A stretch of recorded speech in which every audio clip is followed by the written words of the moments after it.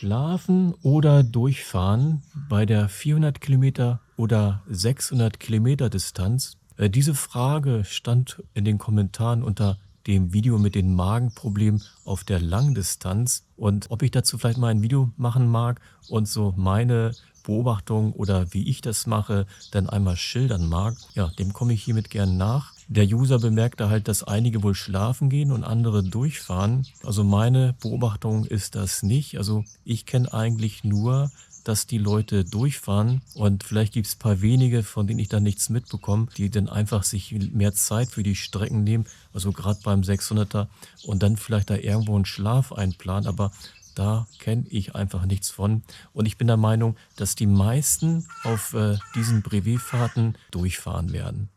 Und also ab dem 400er wird es ja eine Teilnachtfahrt werden und spätestens, wenn ihr die 600 Kilometer angeht, dann werdet ihr eine ganze Nacht fahren und in die zweite Nacht reinfahren. Also die 200er, 300er starten ja immer am Morgen und man fährt den ganzen Tag und dann halt in den Abend rein. Und beim 400er sind zu 75% die Brevets dann auch so aufgebaut, starten teilweise ein bisschen früher, dass man nicht so ganz so spät in die Nacht fährt. Aber beim 600er ist dann immer oder fast immer der Abendstart.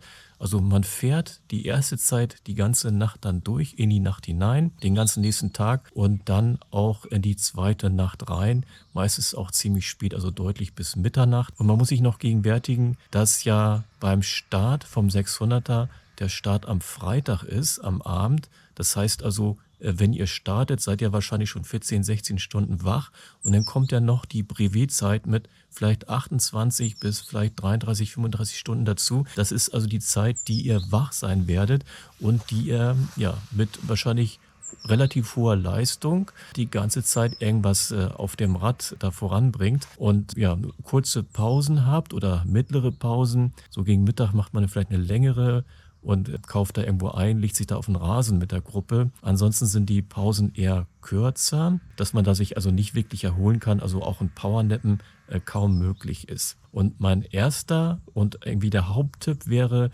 streicht diese Option, schlafen gehen zu können, komplett aus eurem Kopf. Ja. Ihr geht an den Start und sagt, ihr fahrt das Ding durch. Es sei, ihr kennt euch gut und seid vielleicht schon ein bisschen älter und sagt, mir kommt es also nicht drauf an. Ich plane das fest ein, dass ich irgendwo eine Unterkunft mir schon organisiere und da dann hinfahre und da einfach ein paar Stunden übernachte. Aber ich kenne es einfach nicht. Also was ich sonst noch kenne, sind 24-Stunden-Marathons, wo man also einen Kreiskurs hat, der relativ klein ist und den halt so oft, wie es irgendwie möglich ist, innerhalb von 24 Stunden umfährt. Man hat dann immer einen Verpflegungspunkt, der ist meist so eine Schule, wo es Turnhallen gibt.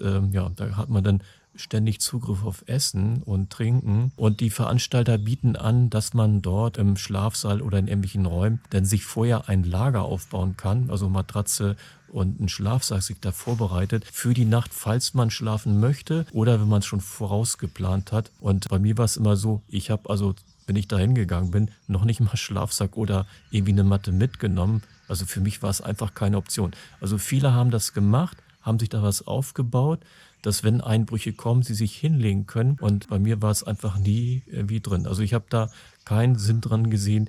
Schlafen kann man ja dann danach. Ne? Schwierig wird es natürlich, gibt ja vielleicht auch Fahrer, die irgendwie Probleme haben gesundheitlich, das dann nicht ganz so gut hinbekommen. Und da ist natürlich der Faktor Sicherheit wichtig, dass man das nicht so übertreibt, dass man dann irgendwann umfällt und da irgendwie einen Graben fährt und unsicher fährt. Das habe ich auf so Ultratouren auch schon gesehen, dass man den Fahrern wirklich ansieht, dass die am Limit sind und also auch nicht mehr geradeaus auf dem Rad fahren können. Die schlängeln mehr. Und dann wird es, glaube ich, kritisch. Und da blende ich gleich mal so ein paar Fotos ein, wie das dann aussieht, dass die wahrscheinlich einfach von der Straße, ja, das Rad, vom Rad runtergehen, das irgendwo anlehnen und sich einfach da ins Gras legen und dann sofort weg sind. Kann man nur hoffen, dass sie das irgendwie tagsüber machen. Also die Fotos sind vom Tag gemacht und dass die also nicht die ganze Nacht da irgendwie liegen, wenn es dann alles nass wird und dann auch kalt ist. Ja, also Tipp Nummer 1, diese Option gar nicht erst im Kopf mitnehmen und sagen, man fährt das Ding und dann bis es zu Ende ist. Mein zweiter Tipp ist Vorbereitung und Wohlbefinden. Also, dass ihr euch so vorbereitet, dass ihr den Kopf frei habt in unterschiedlichen Dingen, wie meinetwegen Verpflegung, dass also eure Verpflegung gesichert ist, dass ihr wisst, ihr habt was mit, ihr müsst nicht unbedingt irgendwo was nachkaufen und oder wenn ihr was nachkauft, dass ihr wisst, dass ihr das dann auch vertragt und das, was ihr mit habt, getestet ist und vor allen Dingen auf solche Langdistanzen getestet ist, dass ihr analog zu dem vorherigen Video mit den Magenproblemen klarkommt mit dem Essen. Also dass ihr nicht den kompletten Einbruch bekommt, weil das sehe ich als gefährlicher, also einen richtigen Einbruch zu erleiden. Dann kommt dann noch die Müdigkeit hinzu, als meinetwegen nur müde zu werden. Also wenn ihr leistungsfähig bleibt auf dem Rad und vorankommt, dann meine ich, wird die Müdigkeit nicht wirklich kommen. Und da, also ich habe dann immer sowas mit. Also da gibt es ja Gels, wenn wirklich mal ein Einbruch kommt und da gibt es ja welche, die haben dann Koffein mit da drin oder es gibt auch einige, die nehmen dann Koffeintabletten mit. Also für mich war das bislang nie eine Option und das Gel hier, also da habe ich 3 Stück von, das ist schon 2 Jahre alt. Das schleppe ich also immer mit mir mit und nimm es in der Regel mit nach Hause, weil der Bedarf nie da war, da so ein also Koffeingel zu nehmen, um vielleicht wacher zu bleiben. Also Kaffee oder sowas trinke ich auch nicht, das könnte man sonst machen unterwegs. Gibt es auf den Tankstellen, wo man in der Regel ja pausiert, denn ja immer. Aber also ich habe eher das als Genussfahrt, als irgendwie, dass ich da irgendwie müde werde. Und bezüglich Wohlbefinden, das Zweite ist, seht zu, dass ihr in der Nacht nicht frieren werdet. Also selbst im Mai und im Juni können je nach Region die Nächte wirklich kalt werden. Also dass es knapp runter Richtung Gefrierpunkt geht. Also vielleicht 4, 5 Grad oder so nur noch sind. Und dann sollte man nicht frieren. Also das tut euch nicht an, dass ihr dann fröstelnd auf dem Rad sitzt. Ihr fahrt nachts nicht ganz so hohe Leistung wie tagsüber. Da ist die Gruppe in der Regel ruhiger, sodass man sich nicht so hochheizen wird. Also da macht das so, dass ihr mindestens Beinlinge habt. Armlinge werdet ihr wahrscheinlich mitnehmen. Und was ich dann auch empfehlen kann, also wenn es so kalt werden sollte, wenn es bei 10 Grad bleibt, dann braucht man das sicherlich nicht. Das sind das sind dünne Handschuhe. Die sind ein klein bisschen dicker, sind so Wollhandschuhe, wiegen fast nichts. Und sind auch sehr klein, wenn man sie zusammenrollt. Oder das sind so ganz dünne. Ich glaube, die wiegen 20 Gramm oder so. Das ist ganz dünne Wolle, also das ist Merino-Wolle hier auch noch. Die nehmen keinen Platz weg, die stören da nicht. Und das tut so gut, wenn man also weder an den Füßen friert, also dann ein paar trockene Socken hat, falls das irgendwie nass geworden ist. Gegebenenfalls Handschuhe, wenn es also kalt werden sollte. Und dass man zumindest irgendwie, wenn es tagsüber vielleicht heiß wird und man geschwitzt hat und man kommt in den Abend hinein, dass man zumindest wie die Schicht, die auf der Haut ist, dann einmal austauschen kann. Also gerade im oberen Bereich. Hose vielleicht nicht, die wechselt man in der Regel ja nicht. Also das Wohlfühlen auf dem Rad, dass man also keinen Hungerast hat, dass man einigermaßen klar ist im Magen, also ist schon ein schwieriges Thema genug. Und das zudem, dass man dann nicht zittern muss, weil es zu kalt ist. Also habe ich oft genug bei Leuten erlebt, die gefragt haben nach Beinlingen, weil sie halt in Shorts ankamen und weil es ja tagsüber warm genug ist. Vielleicht aus Mitteldeutschland kam, wo es in der Regel nachts nicht so kalt ist. Ich fahre hier oben im Norden zwischen den Meeren. Und da ist es auch selbst im Mai, haben wir nahe Gefrierpunkt manchmal.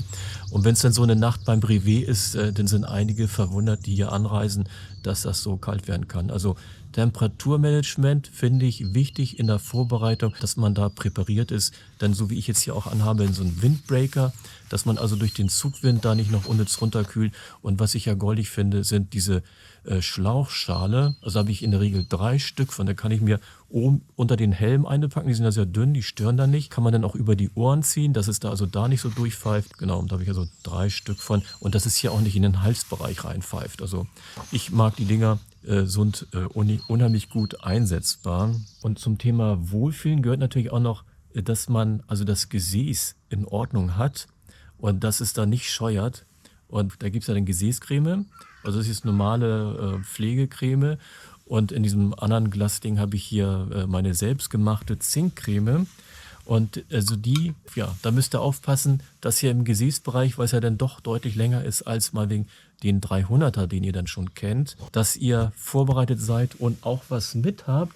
Also ich würde sagen, das ist das absolute Minimum an Größe mit dann aber sehr zäher und guter Creme, die also nicht sofort einzieht, die lange dann da in der Hose bleibt und auf der Haut vom Gesäß, dass ihr also dass ihr nicht merkt, so mein Gott, jetzt fängt's da übel an zu drücken, da entwickelt sich irgend so eine Art Pustel oder Pickel und dass es dann schmerzhaft wird. Also da müsst ihr den Kopf auch frei von machen, dass sich das nicht entwickeln kann, weil ihr einfach genug Creme mit habt und auch rechtzeitig nachcremt, dass da sich nichts entwickelt. Und zu den Vorbereitungen zählt für mich dann auch noch, dass also gerade beim 600er, wo man ja also den Tag über arbeitet und dann nach Feierabend noch so ein paar Stunden hat bis zum Start, dass man das also maximal nutzt, um sich auszuruhen. Also das Rad ist dann schon mal wegen am Donnerstag fertig präpariert. Das, was gepackt wurde, ist dann schon vielleicht im Auto oder wie auch immer man anreist, sodass man am Freitag vor dem Start einfach nur noch vielleicht das frische Essen dann irgendwie sich zusammenlegt und zusammenpackt und den Rest irgendwie auf dem Sofa liegt und sich möglichst ausruht, weil das Privé wird dann hart genug werden sicherlich. Also maximal ausruhen und auch unterwegs versuchen, so viel wie möglich dann, wenn man Pause hat, auszuruhen, sich irgendwie mal hinzusetzen, ein bisschen runterzufahren. Und in der Regel bestimmt ja die Gruppe, also man nicht selber, sondern eher die Gruppendynamik, wie lange Pausen sind und wann weitergefahren wird. Und da kommen wir dann auch gleich zu Punkt Nummer 3 oder Tipp Nummer 3. Gerade wenn ihr Anfänger seid, dann ist Fahrt in einer Gruppe. Also in der Regel bilden sich immer Gruppen. Also die erste Gruppe würde ich dann vielleicht ziehen lassen, wenn ich das erste Mal sowas fahre und geht in die große Gruppe rein. Da sind erfahrene Randonneure drin, die das nicht zum ersten Mal machen. Unterhaltet euch mit denen. Ihr werdet nicht so super schnell fahren, dass man sich da nicht mehr unterhalten kann. In der Regel ist das eher moderates Tempo. Man fährt parallel, kann wunderbar plaudern und da kriegt ihr garantiert viel mit, wie die so fahren. Und manchmal kennen die sich auch alle untereinander oder viele zumindest und haben vielleicht auch einen Plan, dass sie sagen, ja, gegen Mittag wollten wir eigentlich da und da sein. Da ist eine schöne Pizzeria, da kehren wir ein. Dass ihr dann grob wisst, was die Gruppe vielleicht machen wird. Das ergibt sich dann und wenn das alles zusammengewürfelt ist, dann könnt ihr ja sonst auch Ideen da reinbringen, wie was zu machen ist oder wie das ist mit Pinkelpausen, ob das ab und zu reicht, dass man durch die Gruppe geben lässt. Lass uns mal kurz anhalten für Umziehpause, für Pinkelpause, dass ihr also die Gruppe nicht verliert unterwegs, denn die Etappen sind dann ja schon ein bisschen länger, nicht nur 40 Kilometer. Und die holt ihr in der Regel nicht mehr ein, wenn ihr da abgefallen seid, weil ihr irgendwas am Rad ändern musstet oder weil ihr austreten musstet. Und also das Fahren in der Gruppe hat dann weitere Vorteile, die ich sehe. Also erstmal Sicherheit in der Nacht, auch am Tag. Sie wird einfach besser wahrgenommen durch andere Autofahrer. Ihr habt den Windschatten, ist nicht zu unterschätzen, dass ihr einfach besser vorankommt bei weniger Energie. Navigation müsst ihr euch, wenn ihr in der Gruppe seid, erstmal gar nicht so drum kümmern. Das machen ja dann die vorderen Fahrer, sodass ihr einfach nur mitrollt und genießen könnt, die Gegend anschaut, so diese ganze Dynamik der Gruppenfahrt dann genießt. Und letztens bietet die Gruppe ja auch eine mentale Stärke. Also in der Regel merken die Fahrer, wenn die Leute irgendwie am Schwächeln sind oder wenn Einzelne aus der Gruppe da Probleme langsam kriegen. Entweder geben sie Tipps oder ja, es wird irgendwie mental unterstützt. So habe ich es oft genug erlebt. Das wird euch als Anfänger auch weiterbringen. Also man merkt es, die Leute fahren unruhiger, wackeln mehr, fahren nervöser, kommen öfter aus dem Sattel. Also das sieht man ziemlich deutlich, wenn einer nicht mehr gut kann oder einige haben ja auch Probleme hier mit dem Nerv hier am Handballen. Die nehmen dann regelmäßig die Hände vom Lenker und schütteln oder schwingen die Arme. Und nun zum vierten interessanten Punkt der Nachtphase und der Müdigkeit. Also irgendwann kommt die. Also ich beobachte das in der Regel so, die Nachtphase kommt. In der Regel bereitet man sich vorher vor, dass man einmal als Gruppe stoppt. Die Leute ziehen sich um. Man muss ja dann auch eine reflektierende Weste anhaben, seine Lichter anmachen. Also das muss alles funktionieren. Da dürft ihr echt keinen Kopf drum machen, dass da irgendwie vielleicht nicht genug Akku drin ist in den Leuchten. Also ich habe fast immer eine Powerbank mit, zumindest eine kleine, und werde auch oft genug gefragt von Leuten, die dann sagen, Mensch, hat nicht irgendeiner eine Akkubank mit, weil mein Navi oder was auch immer die haben, ist leider doch zu schnell alle gegangen. Also den Stress sollte sich keiner machen, dass er merkt so, wow, die Nacht ist noch lang und meine Batterie, die blinkt schon von der Lampe, dass da bald kein Saft mehr drin ist oder mein Navi ist leider doch schneller ausgegangen, als ich erwartet habe, weil ich zu oft da auf dem Bildschirm geguckt habe. Und nun zum vierten Punkt, vielleicht der interessanteste, wenn die Nachtphase kommt und die Müdigkeit eventuell dann kommt. Also es wird sicherlich für alle so sein, dass der Körper innerlich runterfährt, obwohl ihr weiter auf dem Rad euch fortbewegt und es auch zum gewissen Teil anstrengend ist. Also da beginnt jetzt, würde ich sagen, die Kopfphase. Also da ist jetzt, also mental ist es wichtiger, als jetzt die Kraft in den Beinen zu haben und keine Probleme im Magen zu haben. Für mich ist das also Genuss in der Gruppe, nachts zu fahren. Also die Top-Punkte sind für mich, also wenn die Sonne untergeht, also man nennt das ja die blaue Stunde, also die Sonne geht langsam runter, das wird das Abendrot, kann man nur hoffen, dass man also wolkenfreien Himmel hat und das also richtig schön genießen kann. Und das absolute Highlight ist dann, wenn man die Nacht durchgefahren ist und dann irgendwie in Blickrichtung die Sonne hochkommt langsam, bis sie dann wirklich ja über dem Horizont auftaucht und so richtig grell weiß dann scheint. Und dann weiß man, jetzt noch eine Stunde und dann wärmt sie auch wieder. Also ganz, ganz toller Moment. Und da würde ich empfehlen, genießt diese Zeit einfach. Also in der Regel ist es so, bis Mitternacht unterhalten sich die Leute, wenn sie in der Gruppe sind, noch relativ angeregt. Und so spätestens 2 bis 4 Uhr, da merke ich immer so, dass die Gruppe sehr ruhig wird. Also die fahren einfach alle nur noch vor sich hin und haben innerlich irgendwie runtergeschaltet oder sind runtergefahren. Man fährt nur, ja, ist irgendwie bei sich, in sich irgendwie ganz andächtig, bleibt halt in der Gruppe und da verstummt die wirklich. Also man hört nur noch das Surren der Räder und der Freiläufe und ja, finde ich einen tollen Moment. Also ringsrum ist es stockdunkel, man sieht halt nur das, was die Lampen ausleuchten. Also finde ich einen tollen Moment, hat man ja selten, dass man nachts dann halt mit Gleichgesinnten durch die Nacht fährt, ob es im Wald ist oder irgendwie auf weiter Flur durch Felder und hin und wieder dann durch Städte oder Dörfer kommt, da dann wirklich alle schlafen, selbst in den mittelgroßen Städten, da ja dann auch nichts mehr los ist. Man kann auf den Bundesstraßen fahren, weil auch kein Auto mehr unterwegs ist. Also finde ich eine unheimlich tolle Zeit. Und ich würde raten, genießt das. Ihr werdet das so selten im Leben machen.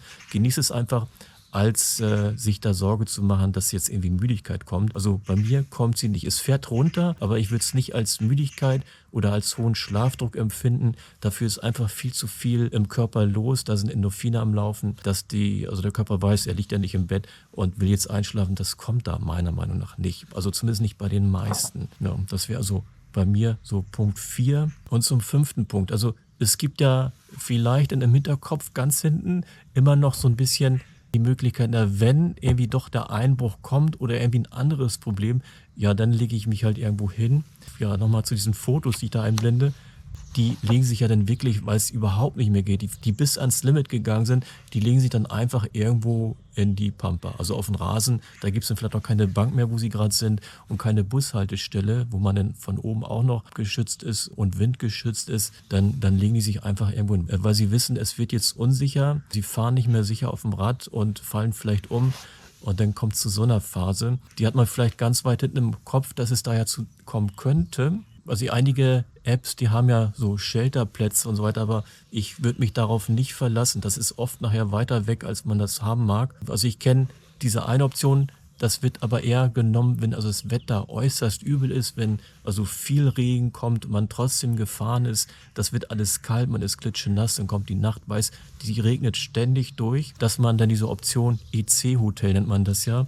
Also man hat eine EC-Karte ja in der Regel immer mit und geht dann zu Banken, wo ja in der Regel Vorräume sind, wo die Bankautomaten sind und geht dann da rein und da habe ich schon lustige Fotos gesehen, dass dann dieser Vorraum mal wegen da 5, 6 Räder irgendwie hingestellt wurden und dann nasse Klamotten über den kleinen Heizungskörper, der da ist, ja, die sich da irgendwie auf den Fußboden legen oder setzen an eine Wand ran, versuchen irgendwie so ein bisschen Powernappen und aber das ist, denke ich mal, eine Extremsituation, die man nicht einplant und die eher geschuldet ist, dass einfach die Bedingungen irgendwie ganz übel werden auf diesen Distanzen und man das dann so als Notding zieht. Und eine weitere Steigerungsform ist dann so Punkt 6 bei mir, der absolute Worst Case. Also ich war mal in so einer ähnlichen Situation und habe mich damals dann gefragt, was würde ich jetzt eigentlich machen? Also ich war wegen Magenproblem auf einer längeren Distanz richtig doll am Ende, war noch in einer kleineren Gruppe drin.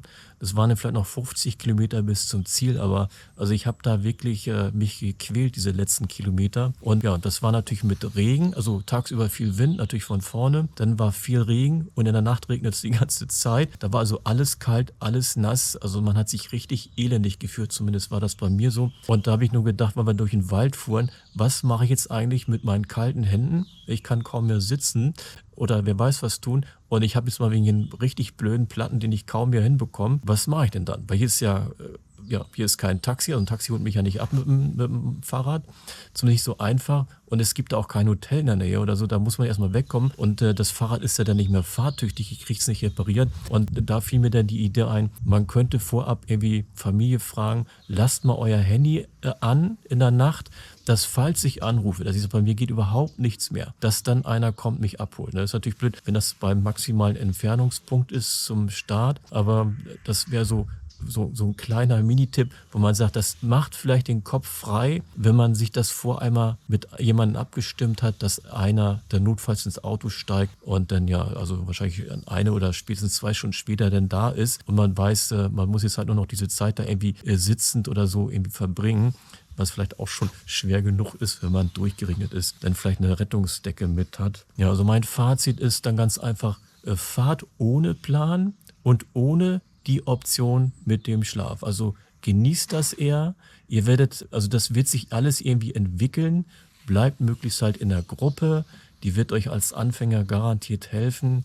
Es macht mehr Spaß und ja, genießt das einfach. Ihr werdet danach wachsen oder gewachsen sein, weil ihr wisst, ihr könnt diese Strecken bewältigen und irgendwann gibt es dann fast kein Limit mehr nach oben. Also wenn ihr die Königsklasse bravös denn absolviert habt, man wird sich am Tag danach nicht gut fühlen vielleicht. Also man braucht 1 oder vielleicht 2 Tage Erholung, bevor man wieder mit Sport anfangen mag. Aber ja, genießt es. Und das sind so meine Ideen. Ich habe noch so eine Umfrage gebaut. Wer mag, klickt da mal in den Community-Tab rein und kann damit abstimmen, wie das für euch so ist. Ja, schönen Dank fürs Zuschauen. Tschüss.